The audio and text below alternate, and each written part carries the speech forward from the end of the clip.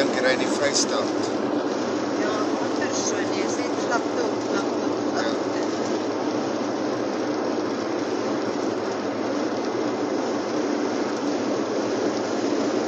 Wat sê jy iets wil weet?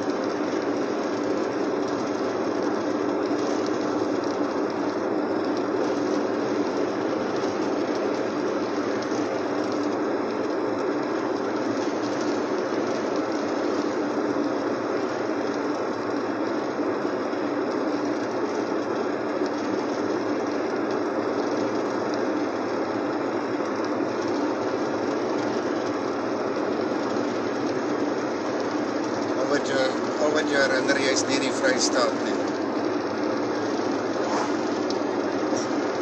Berge. Ja, obvious. As jy natuurlik op die pad is vanaf van Kestel af, jy gaan na Brandfort toe, dan lyk het ook so min of meer so aan jou linkerkant. Ook hier by die berge Maluties.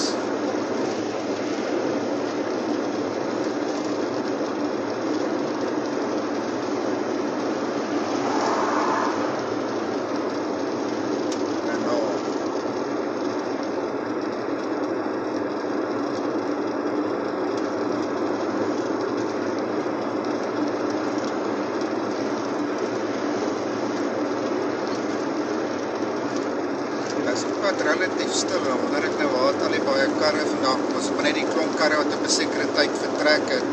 Ja. Maar die pad nou bietjie besig gelaat lyk het en nou is hulle almal